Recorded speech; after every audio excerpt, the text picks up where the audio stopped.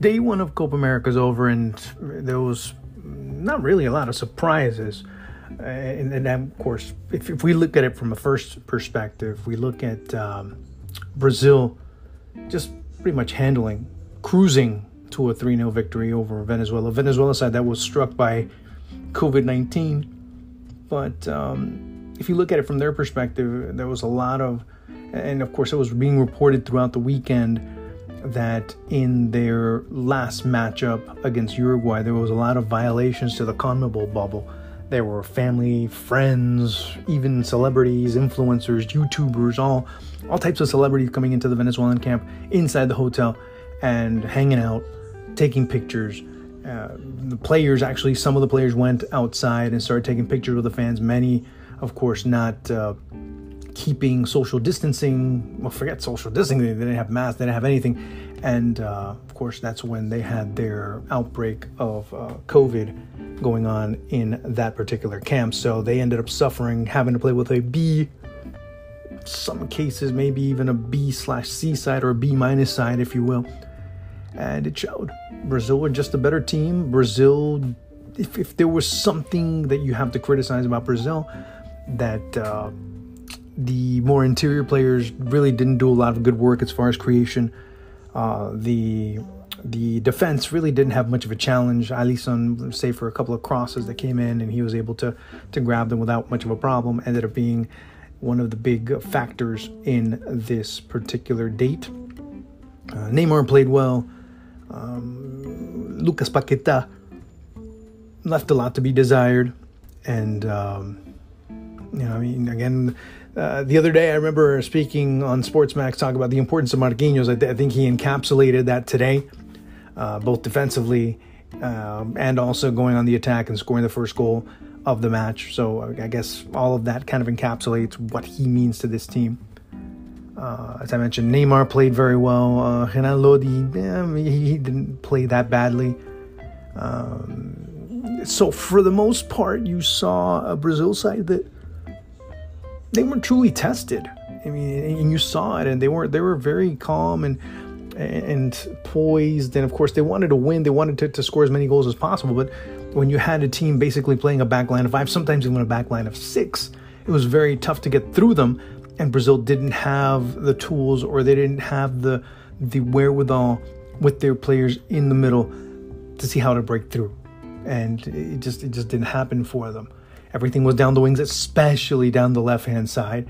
And especially down the left is where basically 2 of the 3 goals were created. Of course, one of them happened to be a penalty, but 2 of the 3 goals were created down that left side.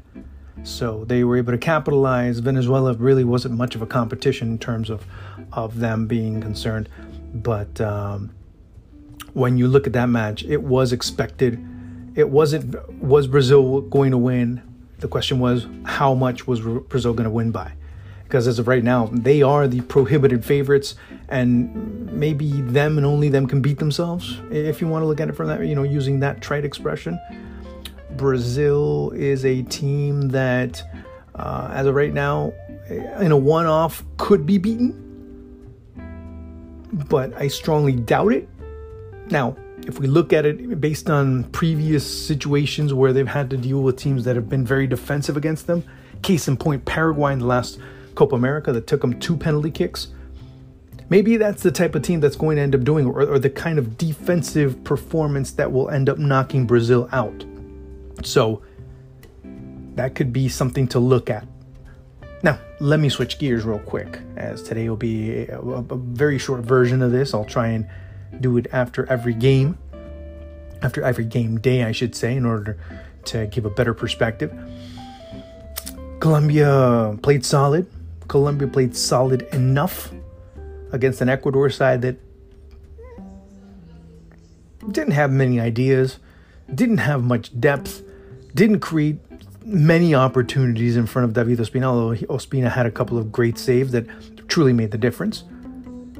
Of course, the game, the goal, the only goal of the match ended up being something out of a training ground experiment gone completely mad. And it was, and as of right now, you could put that at the very top of the list. Of course, getting a head start for goal of the tournament in Copa America. Just if you haven't seen it, check it out as it'll be part of the highlights that are going to ensue.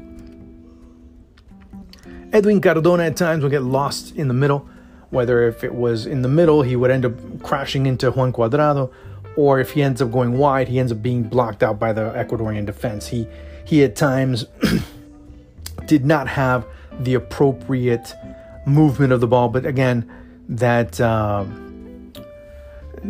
was a bit more necessary. You didn't have a great deal of mobility, but again, you had a team with two holding midfielders that rotated very well. You had Mateus Uribe, who played very hard. Maybe not the greatest player in that sector, but still is able to do an adequate enough job going forward. Meanwhile, he's guarded by Wilmar Barrios, who, of course, has been very instrumental in terms of being able to perform on a consistent basis as a holding midfielder, allowing Mateus Uribe to go on the attack a bit more. But, of course, both of them ended up being a vital part of that midfield and truly not allowing a lot of movement for Ecuador. Of course, towards the second half, it was Colombia being able to defend with two lines of four and being very solid doing so. Of course, the pitch didn't help in any way, shape, or form. If you're seeing the second half, the pitch at the Arena Pantanal ends up being just complete and utter disaster in the second half.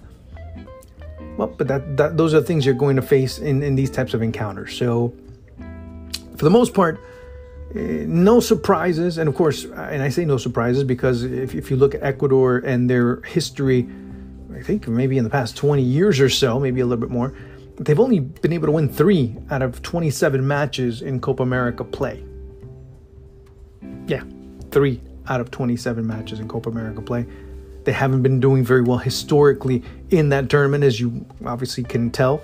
So, in a way, it's not an upset. Maybe it is an upset based on the context that there is there is history, or at least recent history. Of course, this same Ecuadorian side beat Colombia a few months ago, 6-1, and of course ends up leading to the sacking of Carlos Queiroz.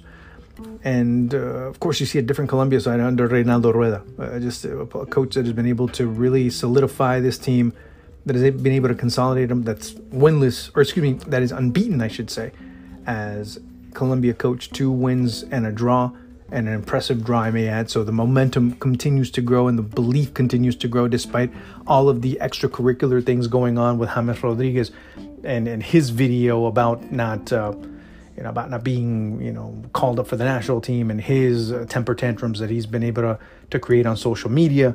So again, you see the players. I'm not in the dressing room, but when you heard the media, or at least when they heard many in the media say, "Oh, Colombia's got no shot," hey, what about us, man? We're just because one player's not here doesn't mean that it doesn't mean that we're going to qualify.